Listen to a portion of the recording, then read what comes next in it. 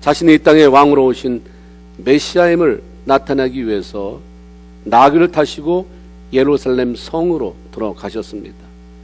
이때 환영의 인파들이 종려나무 가지를 꺾고 흔들면서 예수님을 맞이했기에 우리는 이날을 종려주일이라고 말을 합니다. 또한 이 주간에는 예수님께서 대제사장들의 음모와 가룟 유다의 배신으로 인해서 체포되어 빌라도에게 고난을 받으시고 십자가에 달려 돌아가셨기 때문에 고난 주간이다 이렇게 말하기도 합니다. 그래서 우리 성도들은 특별히 이 한 주간 나를 위해 십자가에 달려 돌아가신 주님의 고난을 생각하며 그 고난에 동참하는 마음으로 좀 자신을 삼가해서 오락도 좀 금하고 주님과 상관없이 내가 좋아하는 것 조금 좀 줄이고 인터넷이나 TV 시청이나 미디어 좀 금식도 하고 또 우리가 주님을 더 묵상하고 감사하면서 주님과 친밀해지는 그런 시간을 보내는 것이 우리 모두에게 유익이 될 줄로 믿습니다. 이사야서는 예수님께서 이 땅에 오시기 전 수백 년 전에 기록된 책인데도 불구하고 그 안에는 신약에 나타나실 예수님에 대한 그 모습들이 탄생이나 고난이나 죽음에 대해서 너무나도 생생하게 예언을 해놓고 있습니다. 외모에 대해서도 다른 어디에서도 도대체 예수님이 어떻게 생기셨을까? 초상 하나 남기지 않으셨는데 그 외모에 대한 기록도 있습니다. 고운 모양도 없다. 풍채도 그렇게 없다. 우리 보기에 전 참 잘생겼다. 또 외모를 가지고 따르게 할 만큼 아름다운 것도 없다. 예수님은 외모로 사람들이 반해서 따라오게 하신 분이 아니에요. 인격이에요. 그러면 삶을 통해서 사람들을 흡인하는 능력이 있었습니다. 오늘날과 너무 많이 다르죠. 사람들은 오늘날 스펙이라고 하는 것을 쌓아서 자기를 따르게 만들고 그런 것을 가지면 굉장히 교만해지고 없으면 좌절하고 자꾸 뭘 어디를 뜯어 고치기를 원하고 없는데도 자꾸 자기를 허풍쳐서 뭔가 과장하게 만들려고 하는 그런 것과는 전혀 상관이 없는 분이십니다. 사람들로부터 외면당하여 외로움도 아시고 직접 슬픔과 고통을 겪으셨기에 사람들과 슬픔과 고통을 너무나도 잘 이해하시는 분이다라고 알려줍니다. 그래서 예수님을 만나면 위로가 되는 거예요. 나와 전혀 생판 틀린 분이 아니라 내가 겪는 아픔을 이미 다 겪으셨던 분이기 때문에 내가 겪었던 슬픔을 아시는 분이기 때문에 그래서 위로가 되고 치유와 회복을 경험하게 됩니다. 특히 본문 이사야 53장은 하나님의 아들로 이 땅에 오신 예수님께서 왜 고난을 받으시고 십자가를 져야 하셨는지 그 이유와 그로 인한 결과가 무엇인지에 대해서 말씀해 주고 있습니다. 고난주간이 시작되는 주일 아침 예배를 드리면서 우리는 말씀을 통해 예수님이 십자가를 지셔야 했던 이유와 그것이 나와 무슨 상관이 있는지에 대해서 다시 한번 생각해 보기를 원합니다. 그리고 정말 구원받은 성도로 이제 내가 주님 안에서 어떤 삶을 지향해 가야 할 것인가, 어떤 삶을 살아가야 할 거니까 한 번쯤은 결단하는 그런 자리가 되기를 주님의 이름으로 축원을 드립니다. 예수님께서 고난을 당하시고 십자가를 져야만 하신 이유가 무엇인가? 오늘 5절에 보면 한마디로 그가 찔림은 우리의 허물을 인하며 그가 상함은 우리의 죄악을 인합이다. 이렇게 말씀합니다. 우리 인간의 죄 때문이라는 말씀이죠. 예수님께서 십자가에 못 박히시고 창에 찔리시고 몸이 찢어지신 이유는 저와 여러분의 죄와 허물 때문이라고 하는 것입니다. 아담과 하와의 범죄로 인간은 하나님과의 관계가 끊어져 영적인 죽음을 맞이하게 되었고 육체가 한 줌 흙으로 돌아가는 그런 육체적인 죽음도 피할 수가 없게 되었습니다. 그리고 그 이후에 여인의 태를 통해 이 땅에 출생하는 사람은 누구도 예외 없이 유전된 죄를 가지고 출생하게 되었습니다. 그래서 시편 51편 5절에 보면 다윗도 내가 죄악 중에 출생하며 모친이 죄 중에 나를 잉태하였나이다 라고 하는 고백을 하게 됩니다. 죄를 가지고 태어난 인간은 자기를 만드신 하나님께 순종할 능력도 없습니다. 그럴 의지도 없어요. 그렇기 때문에 그 삶은 악하고 파괴적이고 하나님을 대적하는 존재로 살아갈 수밖에 없는 것입니다. 예수 믿고 내 삶을 고쳐가기 전에 자꾸 주님 따라가려고 애쓰기 전에 내 모습이 어떻습니까? 우리의 모습이 그렇게 선했습니까? 우리는 선한 삶을 살아갈 능력이 없는 사람입니다.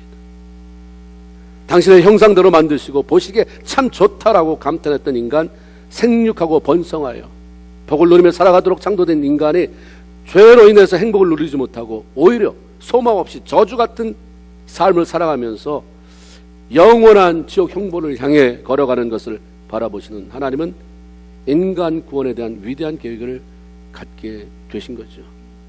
로마서 6장 23절에 보면 죄의 싹은 사망이다 말씀하셨어요. 이 사망은 어차피 뭐 죄가 있든 없든 죽는 거 아니냐, 한 번 죽는 거 아니냐. 그 이후에 한 번 죽는 것은 사람에게 정한 거지만 그 후에는 심판이 있다. 영원한 죽음이라고 하는 것. 사람은 누구나 다 영원히 살잖아요. 사후에 영원히 살아요. 근데 어디서 사느냐가 중요한 거죠. 그 영원을 어디서 말할 것이냐. 한쪽은 하나님과 함께하는 영원한 천국이고, 한쪽은 구더기도 죽지 않는 불못에 던져지는 곳에서의 영원한 삶이라고 하나님은 말씀합니다. 하나님을 사랑한다고 말하고 축복한다고 말한 인간이 그곳에서 머물게 되는 것은 하나님이 원치 않는 것입니다. 왜 그래 구원하냐면 구원받지 않는 사람의 종착역이 거기니까 하나님은 너무 고통스러운 거예요. 로마서 6장 23절에 죄의 싹은 사망이요 라고 선포하신 것처럼 하나님의 공의는 죄인은 그 어떤 사람도 예외 없이 자기의 죄로 인해서 영원히 죽게 되는 것입니다. 그 죄인이 살 수 있는 방법이 있다고 한다면 그것은 누군가 죄 없는 사람이 대신 나의 죄를 지고 죽어지는 방법밖에 없는데, 누가 이 땅에 누가 죄가 없어서 내 죄를 대신 지고 죽을 사람이 있겠느냐 하는 것입니다. 모두가 다 죄가 있는데 누가 내 죄를 대신 지겠다고 말할 수 있겠어요? 그래서 하나님은 마침내 아무 죄가 없는 유일한 분, 당신의 아들을 이 땅에 보내신 것입니다. 요한복음 3장 16절을 보면 하나님의 세상을 이처럼 사랑하사 독생자를 주셨으니 이는 저를 믿는 자마다 멸망치 않고 영생을 얻게 하려 하십니다. 인간을 무척 사랑하시는 하나님의 보내심을 받고 이 땅에 오신 예수님은 자신이 왜 인간 세계에 보내심을 받았는지 처음부터 분명히 아셨습니다. 알고 시작하니까 주님은 살아가는 것에 있어서 그렇게 갈등하지 않으셨어요. 마가복음 10장 45절에 보면 내가 온 것은, 인자에 온 것은 섬김을 받으려 함이 아니라 섬기려 하고 자기 목숨을 많은 사람의 대속물로 주려 합니다. 내가 예수 믿으면서 이제 앞으로 어떤 삶을 살아야 하는지, 나는 그냥 섬기는 삶이다, 나는 그냥 사랑하는 삶이다, 이러면 별 갈등 없어요. 그게 아니고 자꾸 나 왜 대우 안 해주냐, 왜 나 우습게 보느냐, 나 왜 자존심 건드리느냐, 그러니까 갈등이 있는데 예수님은 얼마나 많이 자존심을 건드렸습니까? 얼마나 많이 없는 말 갖다 쏟아 붓고 없는 죄 갖다 덮어 씌우고, 정말 우리가 말하는 I don't care, 나는 온 게 섬기러 왔으니까 날 무시한다고 내가 몸부림칠 것도 아니고 나는 그냥 죽으러 간다. 대속물이라고 하는 것은 노예를 해방시키거나 포로를 석방시키기 위해 지불되는 몸값을 말합니다. 예수 그리스도께서, 하나님 아버지께서 인간을 너무너무 사랑하시기 때문에 죄의 종이 된 그들을 구원하시기 위해 그 죄값을 치르게 하시려고 자신을 이 땅에 보냈다고 하는 것을 처음부터 아셨습니다. 그래서 그렇게 순종하면서 나가는데 사람들은 그런 예수를 멸시합니다. 존귀하게 여길 줄을 몰라요. 아무 죄도 없으신 예수께서 자신들의 죄를 대신 지시고 죽으러 이 땅에 오셨는데도 3절의 말씀처럼 사람들은 예수를 외면합니다. 멸시합니다. 귀하게 여기지 않아요. 예수 믿는다고 말하고 교회를 다닌다고 하는데도 예수를 소중하게 여기지 않는 건 왜 그럴까? 주님의 말씀이 무시당하는 게 왜 그럴까? 주님이 섭섭한 것은 세상 사람들이 예수님을 무시하기 때문에 섭섭한 게 아니라 구원받았다며 교회 열심히 착실히 다닌다며, 근데 왜 나는 너에게 이렇게 무시를 많이 당하냐? 왜 너에게 외면을 당하는 삶을 살아가야 하는 것이냐? 왜 내가 너한테 귀하게 여김을 받지 못하느냐? 오히려 예수 그리스도를 배신하고 십자가에 못 박으라고 소리를 질러댑니다. 결국 예수님은 벌거벗겨 십자가에 달려 매달린 채로 수치와 침뱉음을 당하는 모욕과 못에 박히고 차게 찌르는 고통을 당하시며 인간의 죄를 지고 돌아가셨습니다. 이 땅에 존재하는 수많은 형법이 있었지만 십자가형은 악형입니다. 인간에게 내려지는 가장 수치스럽고 잔인한 악한 형이에요. 죄인이라고 하는 것 때문에 사람들이 다 보는 그 길목에 벌거벗긴 채로 매달아 놓습니다. 그냥 매달은 것도 아니고 대못을 쳐서 그렇게 박아놓고 수치스러운 데다가 거기다 이 고통스러워하는 그 고통의 모습을 다 보여줘야 되잖아요. 벌거벗긴 채로 못이 박혀서 그 고통스러워하는 몸부림치고 그런 그 장면을 생각해 보세요. 이건 끔찍한 거예요. 유대인들은 자기들이 그렇게 해놓고도 신명기 봐라, 나무에 매달린 자마다 저주를 받았다고 하나님이 하지 않았느냐, 예수 메시아라면 저가 그렇게 저주받은 모습으로 십자가에 매달려 있느냐, 너 때문이다라고 하는데 그걸 모르고 예수는 저주받았다고 말하잖아요. 나 때문에 여러분 보세요. 다 빼고 나 여기 지금 주님과 나 둘만 있다고 칩시다. 내 앞에 보여지는 그 환영은 온몸이 실로라기 하나 걸치지 않고 벌거벗은 모습으로 피가 철철철 흐르는 수치와 고통이 한꺼번에 몰아치는, 머리에는 가시 면류관이 있으니까 머리로부터 흘러내리는 그런 피. 이스라엘을 여행하면 꼭 광야에서 한 군데 멈춥니다. 멈춰서 거기서 따서 보여주는 게 뭐냐면 가시예요. 예수님의 가시 면류관을 만들었다는 그 가시나무인데 대못 같아. 우리 손가락 크기보다 더 큰, 아주 뾰족하고 잘 부러지지도 않는. 제가 그걸 가져오다가 비행기 안에다 내려놓고 왔어요. 얼마나, 그건 잘못하면 그냥 사람 찔려서 피가 나오는데 이걸 관으로 만들어서 눌러 쓰인 거잖아요. 피가. 본인은 수치스러운 걸 느낄 새도 없어요. 이게 고통스러우니까. 왜 하나님의 아들이 이런 고통을, 이런 수치를 당해야 되는가? 너 때문이다라는 거예요. 너 때문에. 너 구원받았다. 내 고통을 아느냐? 내가 너의 구원 위해서 내가 치른 그 대가를 아느냐? 그러면 내가 너를 위해서 기꺼이 그랬으니까 너 기쁘게 살아라. 사랑하며 살아라. 나와 함께 동행하자. 주님 말씀이에요. 나는 십자가에 달려 죽을 만한 죄가 없다. 이것은 너의 죄를 위한 것이다. 너희 정말 해도 너무한다. 좀 이런 말씀 한마디도 안 하세요. 스스로 구원의 감격과 그 은혜를 맛보면 아니까. 말 가지고 드릴 것 아니니까. 그러기에 십자가에 못 박히는 곤욕과 괴로움 속에서도 주님은 마치 털 깎는 자 앞에 잠잠한 양같이 나는 죄 없다. 나는 이럴 만한 사람이 아니다. 내가 왜 이런 수치를 당하는 길로 가야 하느냐. 뭐 이렇게 하지 않았어요. 입을 열지 않았다라고 말씀합니다. 자신을 보내신 하나님 아버지에 대한 순종과 허물 많은 백성에 대한 사랑 때문에 어떤 이유나 변명도 없이 고통스럽다고 소리치지도 아니하시고 묵묵히 십자가를 지신 것입니다. 예수님이 하나님의 아들이시기 때문에 아무런 고통 없이 십자가 형틀을 쉽게 지셨을 것이라고요? 그렇지 않습니다. 주님은 영적인 존재, 영의 모습을 가지고 있기도 하지만 인간의 모습도 가지고 있으셨고, 이 땅에 사는 동안에 영적인 그런 모든 것들은 포기하셨어요. 철저히 인간으로 살아가시기를 선택한 분이에요. 그래서 배고플 때는 시장길을 느끼셨어요. 피곤하실 때는 배에 고문을 베고 주무시기도 하셨고, 슬플 때는 눈물을 흘리셨습니다.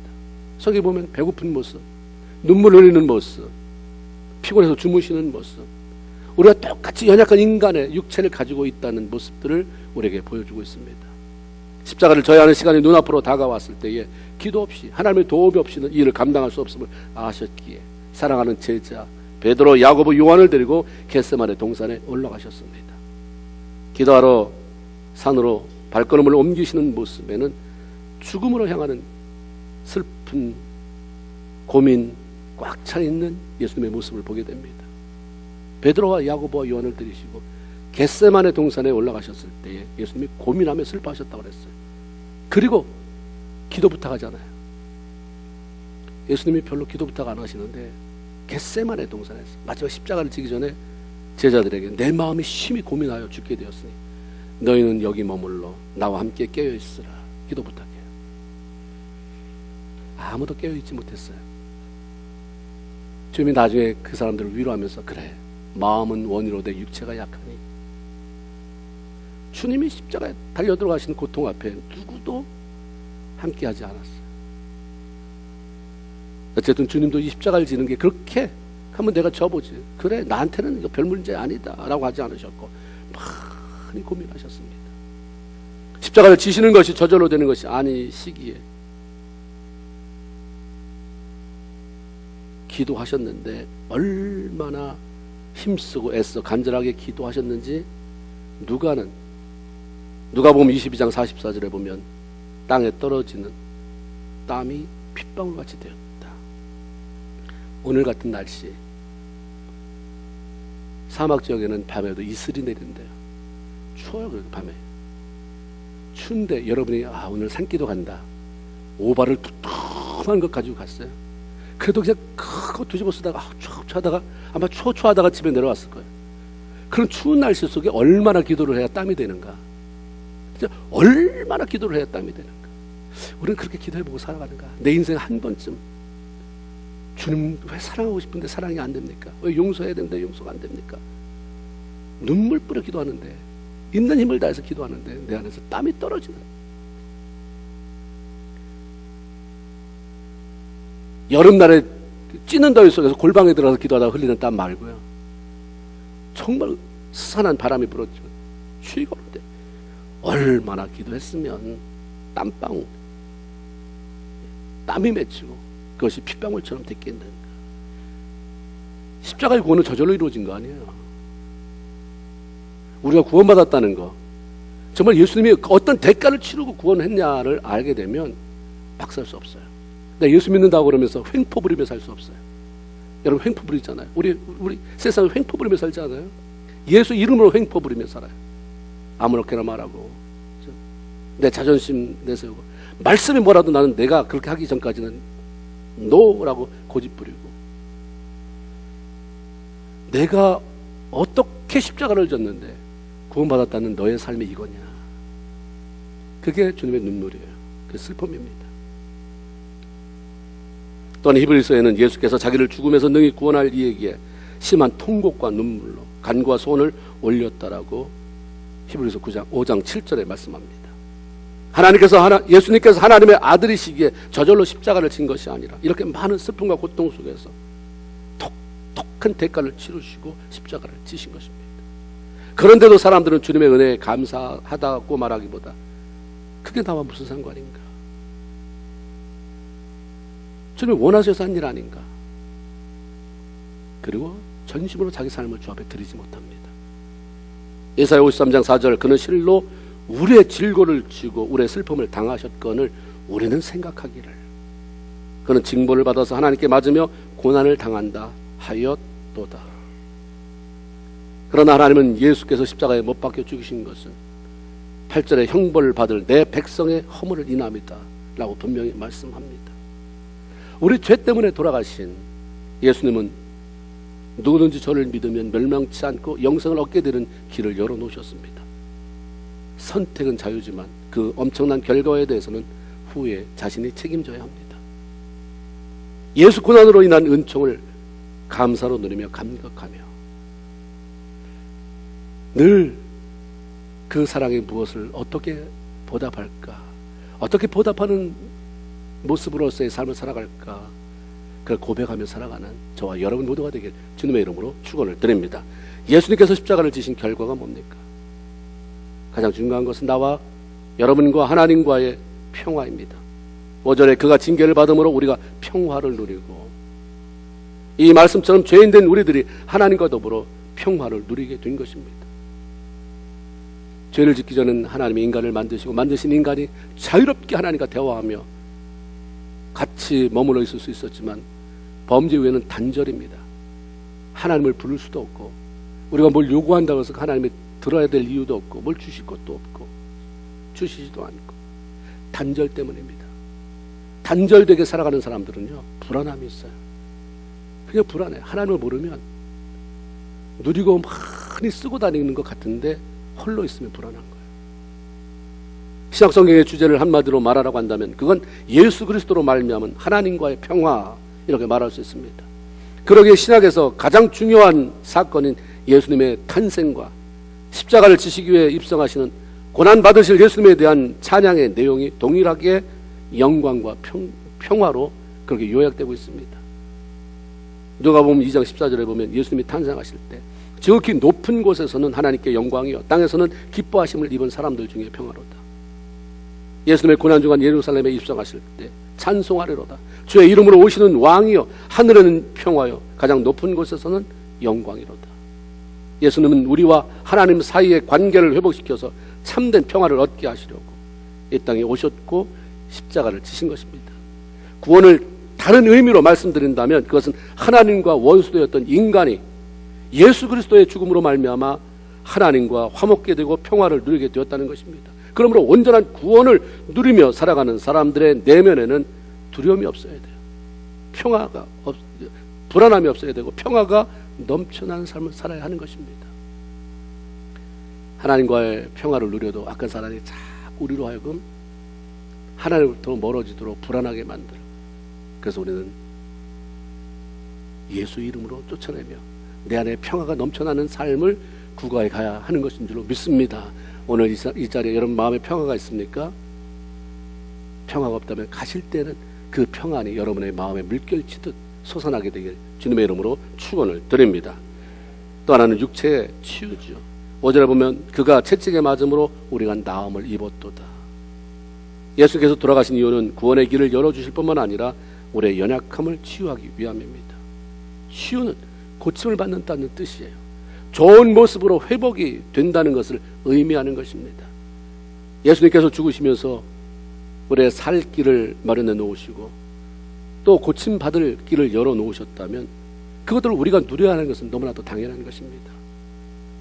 십자가에 돌아가신 예수 이름이 질병을 깨끗하게 고쳐줍니다. 베드로가 성전문에서 구걸하는 안진뱅이를 고칠 때 사용한 것은 십자가에 달려 돌아가신 예수의 이름이었습니다. 사도행전 3장 6절을 보니까 은과 금은 내게 없거니와 내게 있는 것으로 내게 주노니 곧 나사렛 예수 그리스도의 이름이라 해서 이름. 예수 그리스도의 이름으로 걸으라.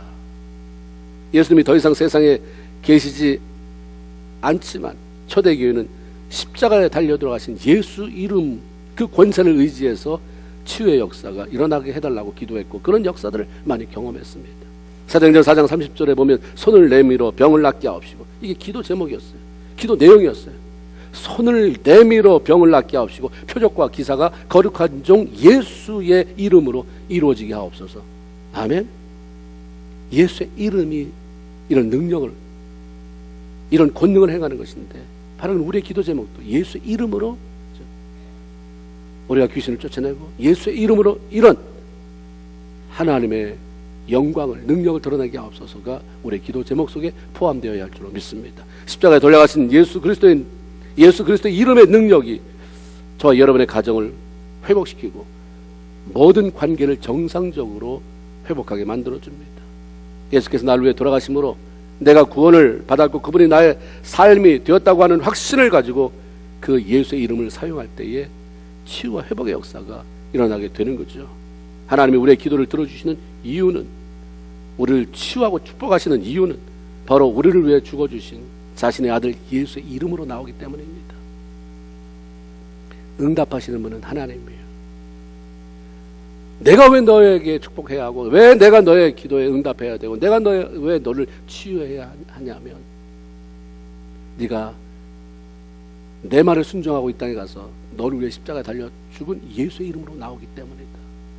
예수의 이름이 우리를 살리는 것이고 예수의 이름이 우리를 축복하시는 것이고 예수의 이름이 우리를 치유하시는 줄로 믿습니다.